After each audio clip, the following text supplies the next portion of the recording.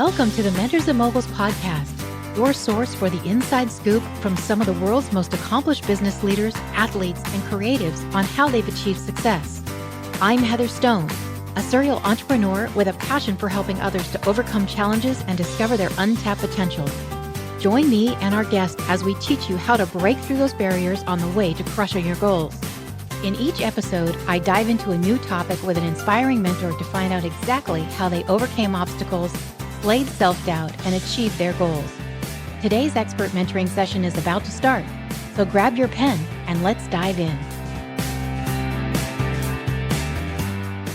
Today, we're talking to Casey Graham. He is the co-founder and CEO of Gravy, the leading failed payment recovery and customer retention solution for companies with recurring revenue. We're talking about the COVID-19 small business stimulus package and how exactly it impacts your small business. Stay tuned as we disseminate fact from fiction and see if we can get you straight to the facts.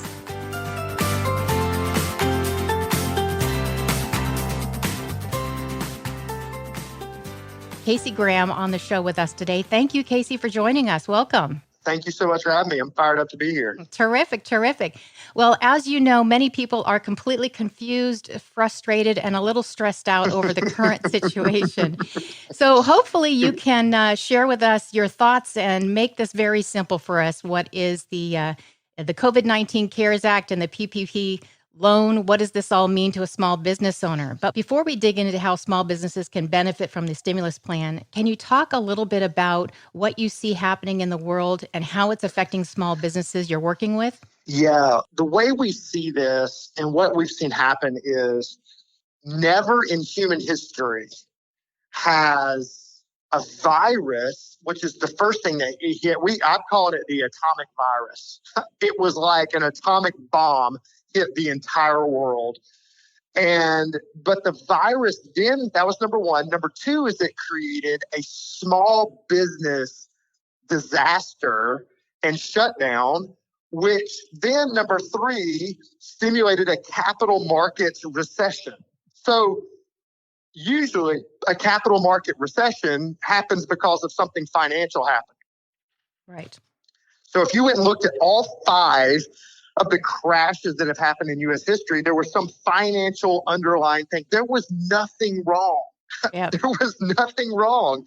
And because of the virus, it created these three. So when you really take this thing and break it apart is A, there's a virus that creates massive fear. So there's just this underlying fear in consumers and business owners and just human beings in general. There's just an underlying fear tone in the market. But what we focused on was the small business portion of it. And what we saw was I've seen small businesses that the owners, they've done three things. They either fight, they flight, or they freeze. That's what happens because serotonin is released into the brain. And you either fight, I'm going to kill the saber-toothed tiger is coming at me, I'm going to kill it. I'm going to fight, I'm going to go run into the cave, or I'm going to freeze. And what we found happen with most small business owners, and the way I'm saying this is not like some theoretical data. I put my phone number on LinkedIn and said, hey, my granddad, and this is true, killed himself because of stress from a small business. He owned a small business. And because of that, I just have a heart for small businesses. Here's my phone number, call me. And I'm now at this point have taken over 80 personal phone calls from small business owners, and they're frozen.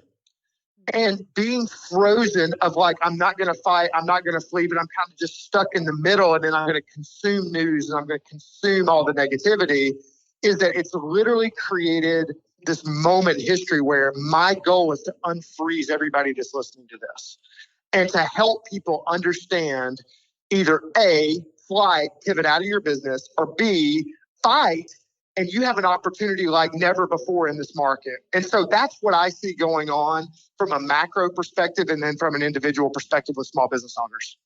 Makes complete sense. I know it's a very terrifying time of uncertainty, which nobody likes. The markets obviously don't like that. Agreed. So what is the CARES Act, and specifically, what does it mean for small businesses?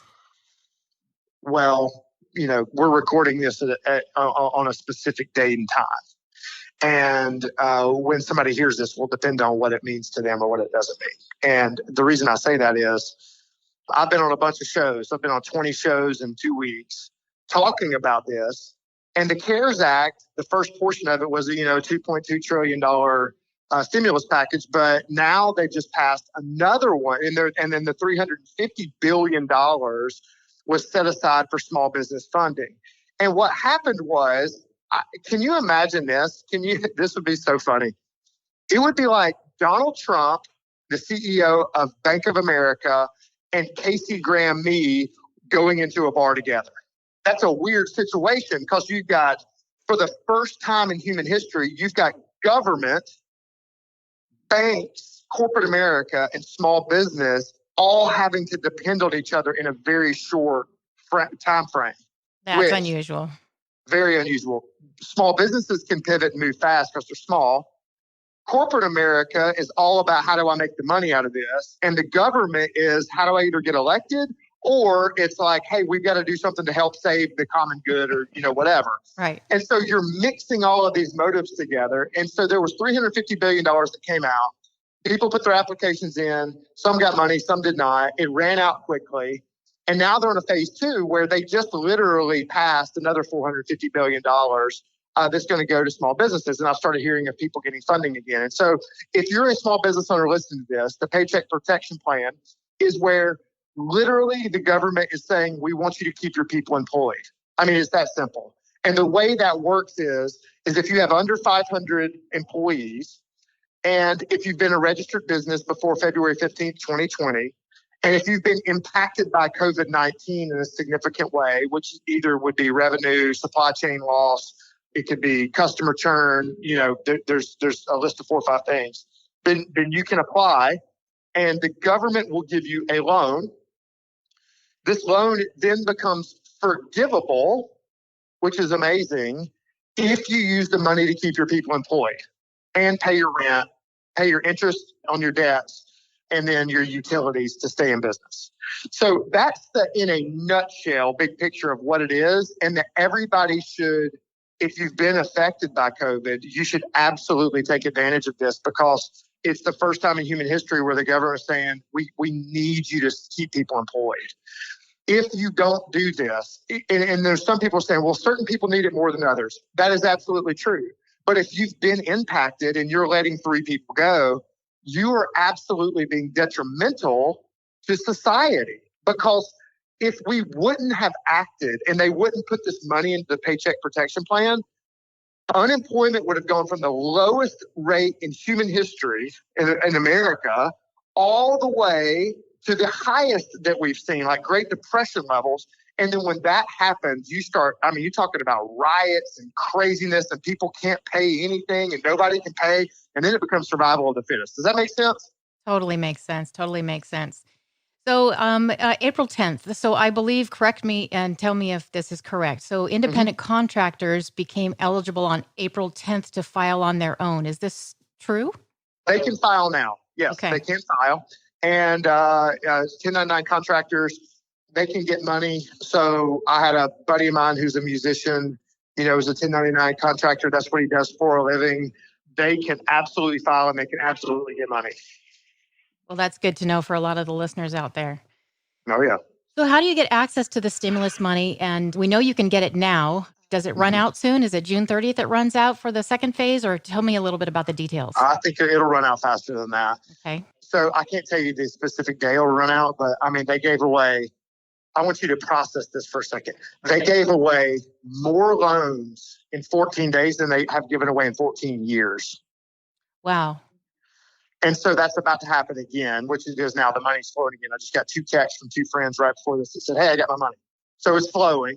So what you need to do is go to this is what I would recommend. Go to a small bank, a small community bank, and even if you're not a customer of theirs, and see if they are offering the service to help you apply for the Paycheck Protection Plan. The reason why is the government is using the banks, FDIC certified banks, to ship the money to the small business owners because they needed an outlet to be able to take the applications and all that kind of stuff. And so I would go to a small bank, I would fill out their application, but do not go to a bank that's a small bank that says, yes, we're partnering with an online something like, Cabbage or something like that, where there's online, and you could go directly to Cabbage, but I would go to the small bank that you're directly working with and ask them if they're going to be holding the loans. Mm-hmm. Because if that's the case, they're going to want to push this through faster. Because do you understand how banks are getting paid in this?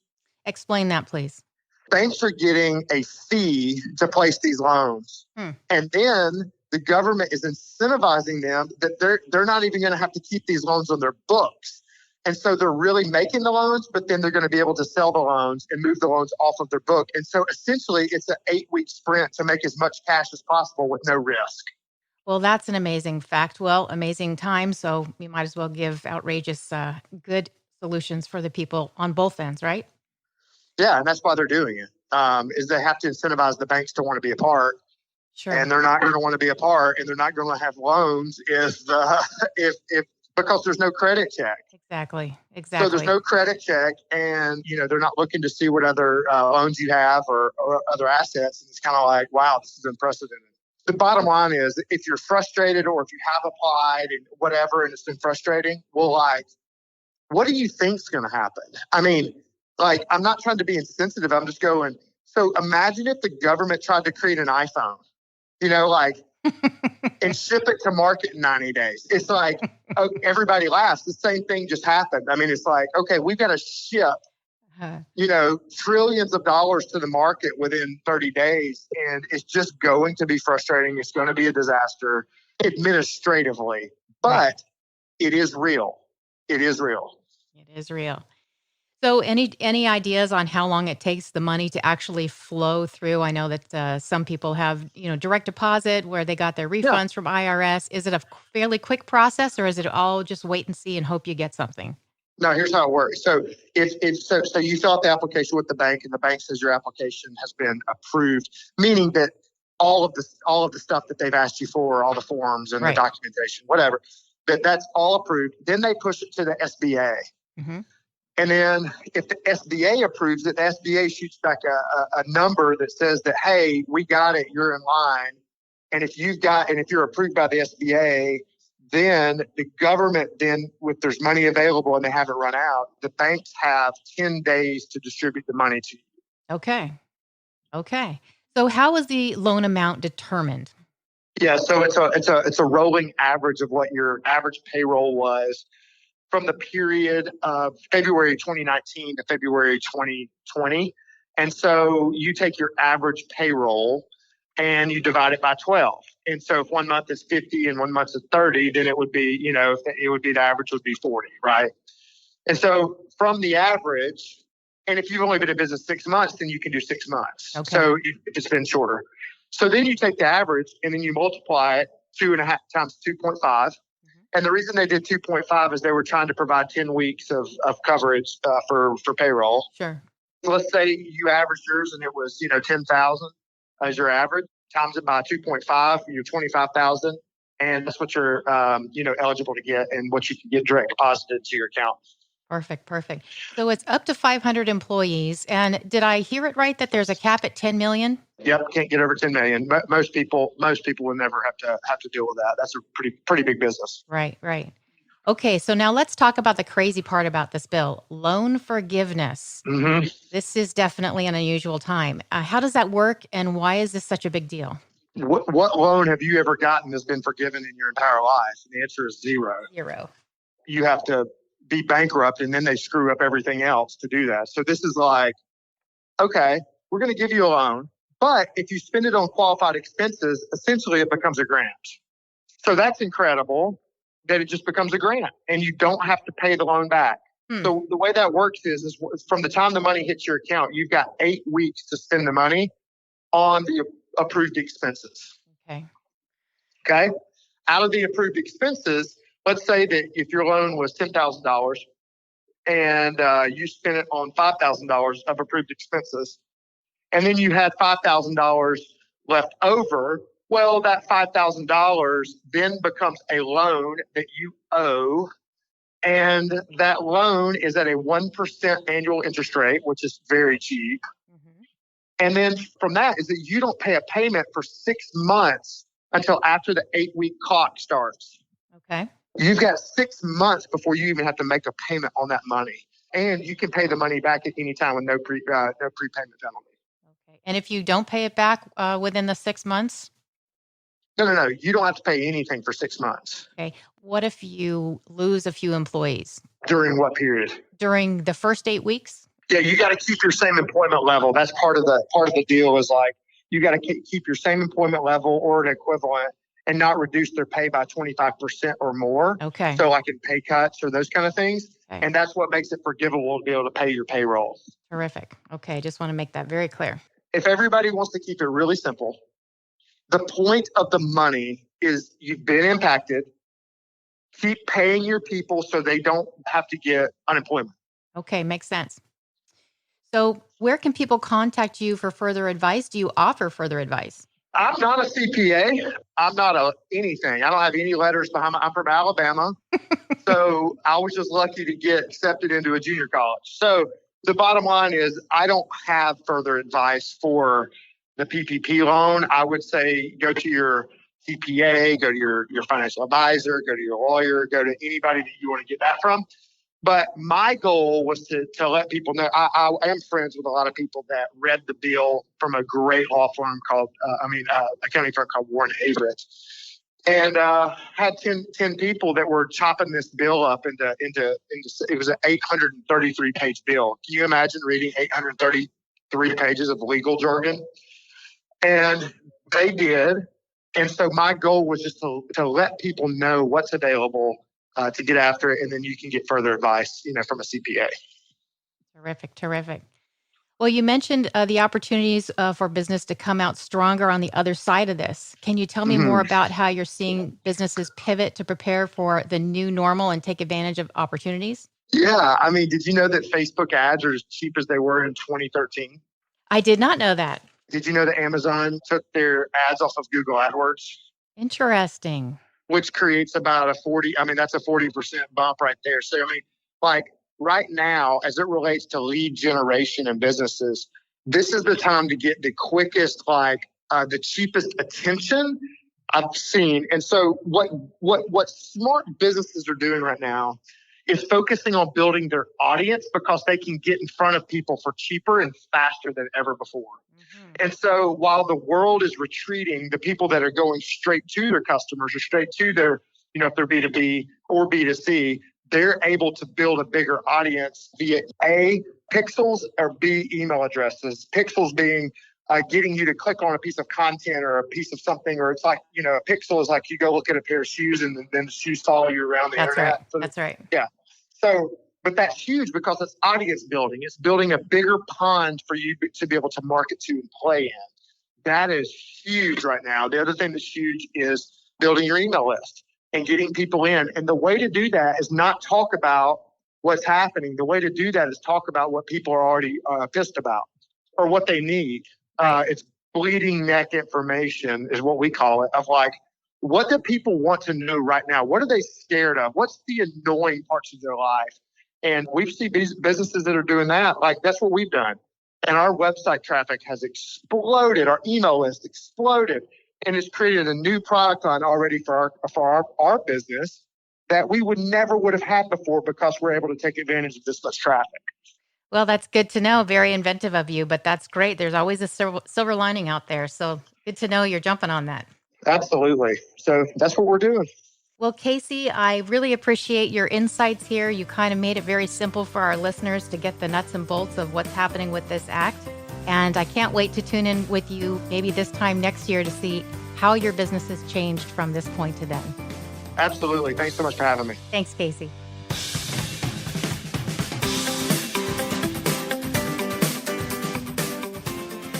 That's all for this week. Thank you for listening to the Mentors and Moguls podcast. If you enjoyed this episode, please take a minute to rate and review the Mentors and Moguls podcast wherever you listen to podcasts. You can find bonus video episodes at mentorsandmogulspodcast.com or check out our events page and our blog at heatherrstone.com. Until next time, make it a great day.